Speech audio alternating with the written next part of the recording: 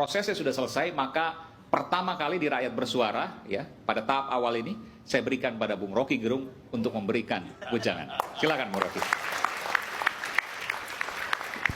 Dari semua proses pemilu sampai kemarin putusan Palu Mahkamah Konstitusi, apa yang bisa Anda sampaikan? Iya, proses sudah selesai, tapi kritik saya akan berlanjut. Coba kita bayangkan, dengan komposisi 3:5,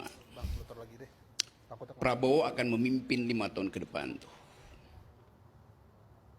Lain kalau ini sekedar skor bola. Ini skor yang diperoleh setelah ada perdebatan etik, legal, culture, bahkan psikologi, filosofi apalagi itu. Jadi ini akan berlanjut sebagai diskurs masyarakat sipil tuh. Dan kalau diskurs itu kemudian menemukan titik krusial baru, itu akan mengganggu kekuasaan. Coba kita lihat misalnya ada 5 hakim. Dan 5 hakim itu memutuskan bahwa tidak ada barang bukti karena kekurangan saksi. Kan itu dalilnya kan. Sementara yang 3 mengatakan ini curang gitu. Padahal sebetulnya dengan kekurangan saksi pun udah dinyatakan curang. Apalagi kalau saksinya ditambah tuh. Pembuktiannya bahkan bisa melampaui apa yang kita bayangkan. Kan logikanya begitu kan. Yang kedua, yang menarik adalah dinyatakan di situ there is no nepotism itu. Tidak ada nepotisme di situ. Oke. Artinya kita bertanya sekarang. Berarti Gibran bukan ponakan dari Paman Usman. Berarti Paman Usman bukan ipar dari Pak Jokowi. Kan begitu logikanya kan? Kan Gibran adalah nephew, ponakan dari. Kan itu dasarnya kenapa disebut nepotisme. Jadi Gibran ini siapa? Berarti dia bukan anaknya Jokowi. Kalau tidak nepotisme, ini Gibran yang dari mana itu? Nggak, arti nepotisme itu kan kalau menggunakan kekuasaan. Tapi Bukan. kemarin disebutkan tidak terbukti kekuasaan. Bukan, penggunaan itu nggak ada urusan di situ. Nepotisme artinya ponakan, nephew. Kan bahasa Inggrisnya begitu kan? Kan dari kata itu datangnya tuh pengertian itu. Artinya ada politik keluarga di situ. Itu gampangnya secara generik kata nepotisme artinya ada politik keluarga. Berarti tidak ada hubungan keluarga antara Gibran dan Paman Usman. Tidak ada hubungan keluarga antara Paman Usman dan Jokowi. Itu artinya di dalam kesimpulan akhir tidak ada hubungan keluarga antara Jokowi dan Gibran. Jadi bagus juga keputusan Mahkamah Konstitusi. Hubungan biologisnya dibatalkan. Kalau begitu pertanyaannya Gibran siapa? Logiknya begitu. Atau philosophical reasoningnya begitu. Saya sebut philosophical reasoning supaya kita taruh kata filosofi itu sebagai cara untuk memahami kondisi kita hari ini. Jadi saya mau menyimpulkan aja, masih banyak hal, tapi oke, ini sebagai pengantar. Bahwa keputusan itu diputuskan oleh 5 hakim dengan jari-jari yang bercincin berlian. Maksudnya apa nih? 5 hakim dengan jari-jari yang bercincin berlian. Ya, itu. Kan jenis keputusan itu, keputusan yang hanya melihat kilauan. Ya kilauan dari black letter of law. Coba saya ulang ya, teman-teman mahasiswa. Inti dari keputusan Mahkamah Konstitusi, kekurangan saksi. Sebelumnya dia bilang saksinya kami batasi. Coba logikanya bagaimana? Kan Pak Soeharto bilang tidak boleh banyak saksi, cukup berapa? 19 saksi itu. Saksi dan ahli.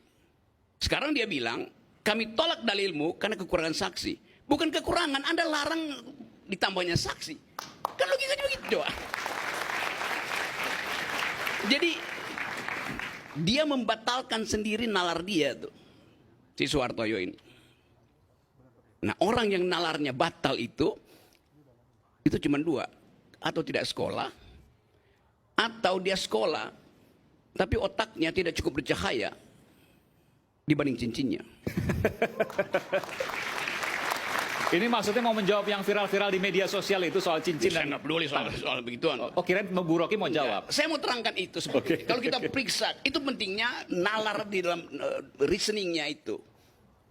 Tidak cukup saksi, maka kami tolak pembuktian kalian. Boleh nggak kami tambah saksi? Tidak boleh.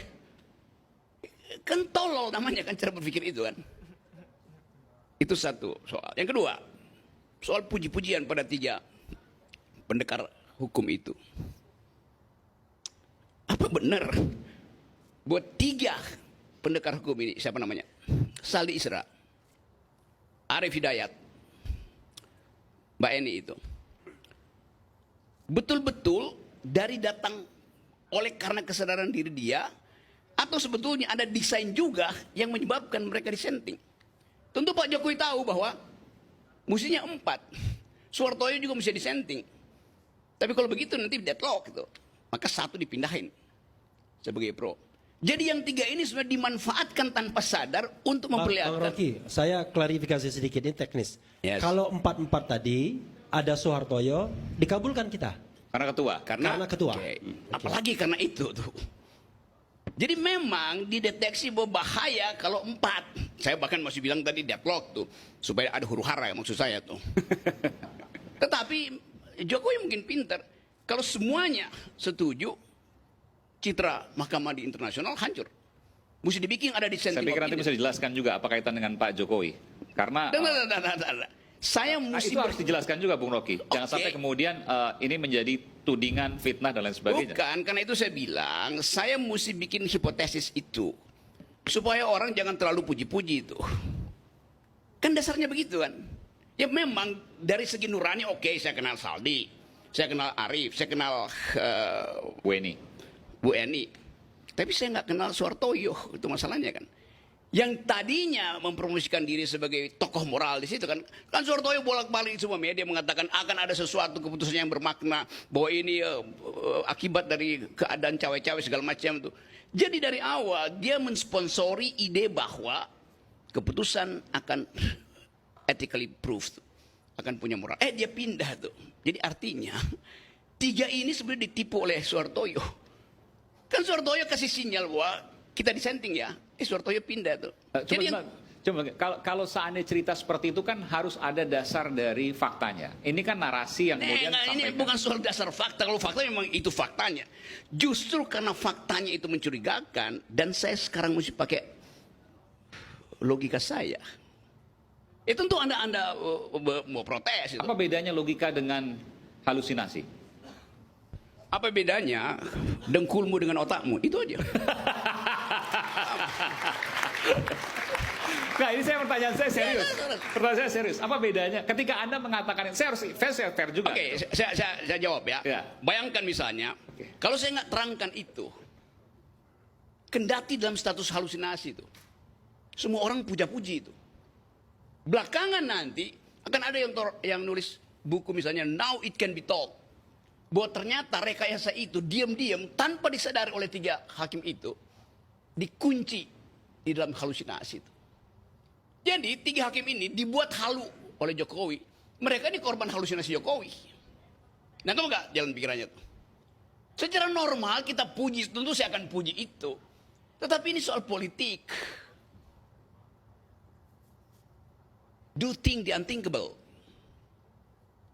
Itu yang kita sebut halusinasi, bukan reasoning. Silakan berasumsi di situ. Ya, bukan begini. Kalau seandainya kemudian apa yang diceritakan bukan berbasis fakta, maka itu kalau nggak halusinasi, asumsi. Gini ya. Kalau faktanya ada, ngapain kita mesti pakai otak? Data itu sendiri bicara. Justru karena saya nggak percaya data itu, saya coba cari hermeneutiksnya di situ. Kan saya mau terangin dengan cara lain kan. Nangkap nggak, Aiman? Iya. Kalau belum saya tambahin kuliah buat kamu.